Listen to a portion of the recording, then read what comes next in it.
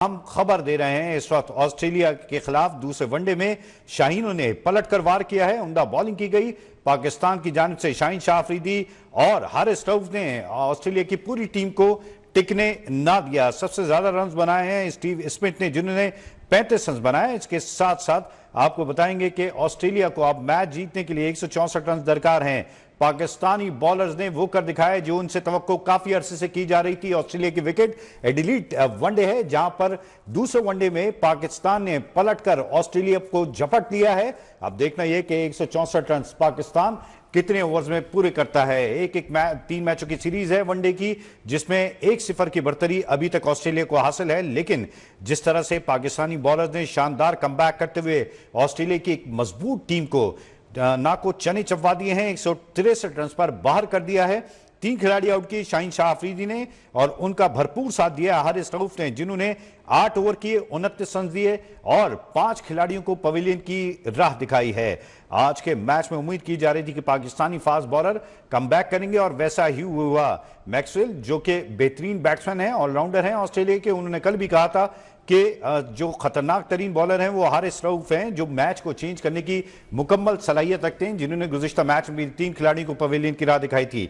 बदियुज़्ज़मा हमारे साथ मौजूद हैं, उनसे मजीद जानेंगे। बदियुज़्ज़मा, बताइएगा, पाकिस्तानी बॉलरों की शानदार परफॉर्मेंस, बिलखुसूस हारिस और शाहीन शाह अफरीदी ने बहुत अरसे बाद पाकिस्तान की जो फास्ट बॉलिंग का कमाल था वो एक मरतबा फिर उजागर किया है।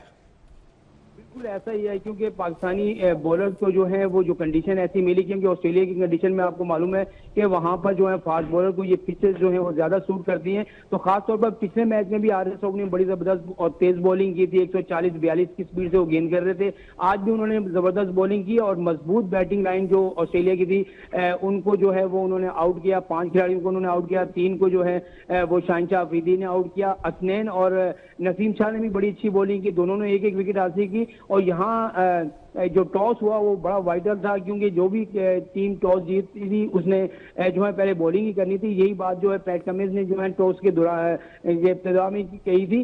तो खासतौर पर जो पाकिस्तान की बॉलर्स अगर फील्डर साथ देते, एक कैच जो है साइम अयूब से छूटा, एक कैच जो है वो मोहम्मद रिजवान से छूटा, और एक कैच और एक फील्डर ने छोड़ा, जिसकी वजह से जो इतना टारगेट हो गया। वरना जिस तरीके से पाकिस्तान की बॉलिंग हो रही थी तो उम्मीद ही की जा रही थी कि 115-20 के अंदर जो है वो ऑस्ट्रेलिया की टीम जो है। अच्छा एक बात आपसे पूछना चाहेंगे। एक्सपेरिमेंट करना पाकिस्तान का खासा रहा है इस मरतबा भी। अगर पाकिस्तान चाहता तो बहुत जल्द आउट कर सकता था। नसीम शाह, जिन्होंने 65 रन दिए, सबसे जो है भारी बॉलर साबित हुए पाकिस्तान की जानिब से। हारिस रऊफ के 2 ओवर बाकी थे, इसके बावजूद भी उनसे बॉल नहीं कराई गई।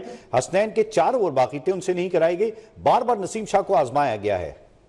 हाँ बिल्कुल, देखिए नसीम शाह से किसी भी वक्त जो असल में पाकिस्तान का जो खासतौर पर ये प्लान था टीम का, उनकी जो कप्तान की तरफ से नजर आया कि वो कोशिश ही कर रहे थे कि फास्ट बॉलर पे जिस तरीके से वो खेल रहे हैं, तो नसीम शाह की जो बॉल थी वो थोड़ा सा अंदर बाहर जो है खासतौर पर जो है इन स्विंग भी हो रही थी, आउट स्विंग भी हो रही थी, इसी वजह से उन्होंने किया। और 6 खिलाड़ियों को जो है रिजवान ने खुद कैच किया। तो इससे आप अंदाजा लगा सकते हैं कि 6 कैच जो है वो विकेट कीपर के पास गए हैं। तो वहां पर बॉलिंग का आप आउट स्विंग और इन स्विंग बॉलिंग के अंदाजा भी लगा सकते हैं कि किस तरह की बॉलिंग हुई है। खासतौर पर जो हारिस रऊफ की मैं बात करूं तो हारिस रऊफ बिग बैश में भी वहां पर खेलते रहे हैं ऑस्ट्रेलिया में, उनको वहां की पिचेस का, वहां की कंडीशन का जो है ज्यादा पता है। इसी वजह से उन्होंने अपनी लाइन और लेंथ और शॉर्ट बॉलिंग की, जिस पर उनको विकेटें मिली हैं। तो ये बड़ी जबरदस्त कारकर्दगी है पाकिस्तान की। अगर पाकिस्तान टीम वनडे जीत जाती है तो मैंने पहले भी आपको बताया था कि ये वो मैदान है जिसमें 28 साल से पाकिस्तान जो है कोई भी वनडे ऑस्ट्रेलिया के खिलाफ नहीं जीता।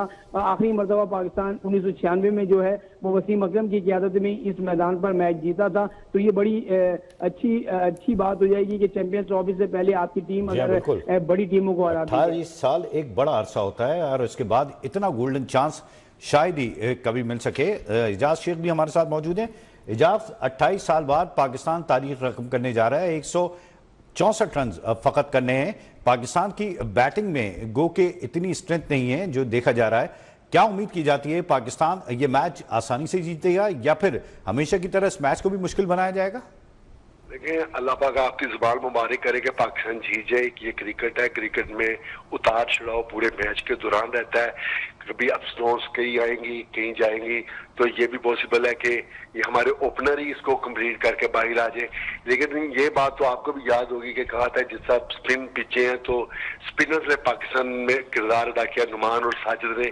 तो अब पाकिस्तानी जो फास्ट बॉलर या पेसर्स हैं उनको ऑस्ट्रेलिया में अपना रोल प्ले करना होगा। तो पाकिस्तान ने ये दूसरे मैच में भी बॉलर्स ने बड़ा अच्छा कमबैक किया और अच्छी बॉलिंग की है, जिसके नतीजे में ऑस्ट्रेलिया को उनके होम ग्राउंड पर होम कंडीशन में और उनके अपने शायकीन के सामने उनको 163 पर ढेर करना ये एक गैर मामूली अमल है, गैर मामूली कारनामा है। तो अब चाहिए तो यही है, जरूरत तो इसी बात की है कि अब जो पाकिस्तानी बैट्समैन है, चूंकि टीम में कोई भी तब्दीली नहीं की गई तो कॉन्फिडेंस तो बैट्समैनों का बहाल होना चाहिए, क्योंकि एक रोज पहले ही बता दिया जाता है कि आपने ही खेलना और आपने ही मैच जीत के बाहर निकलना। तो इस बार अब साइम अयूब और अब्दुल्ला शफीक को तो खास तौर पर अब ये साबित करना होगा कि उनकी सिलेक्शन गलत नहीं हुई और उनको खेल के दिखाना होगा, क्योंकि एक अरसे से उन पर काफी उंगलियां उठ रही हैं कि उनको हर बार चांस दे दिया जाता है, चाहे वो साइम है या अब्दुल्ला शफीक है। एक आध मैच में 25-30-40 रन करते हैं, उसके बाद 3-4-5 मैचेस वैसे ही वो वापस आ जाते हैं। इसी तरह बाबर आजम, उनको भी अपना रोल भरपूर तरीके से प्ले करना होगा। और उसके बाद मोहम्मद रिजवान है, मोहम्मद रिजवान ने आज अच्छी कीपिंग की, हो के कैच भी उनसे ड्रॉप तो हुआ लेकिन उन्होंने 6 कैचेस आज पकड़े, तो विकेट के पीछे उन्होंने अच्छा कारनामा अंजाम दिया। इसके अलावा उन्होंने जो क्यादत की, बर वक्त चेंजिंग की, उनमें वो जो सलाहियतें हैं उन्होंने उसका भरपूर इजहार किया। तो इसी तरह टेल एंडर हो या कोई भी हो, खासतौर पे आज हारिस रऊफ की जो बॉलिंग है उसकी जितनी तारीफ की जाए उतनी ही कम है। तो ये एक इशारा, एक सिग्नल है कि आखिर को इसकी कितनी पहचान है कि हारिस रऊफ कहां पर किस तरह अच्छा परफॉर्म कर सकते हैं, क्योंकि वो लाहौर कलंदर के ये स्टार रहे हैं और जीत में रोल प्ले करते रहे हैं। तो आखिर उनको अच्छी तरह समझते हैं, तो इनको टीम का हिस्सा बनाया गया। तो हालांकि लग ऐसे रहा था कि जब ये वनडे के लिए टीम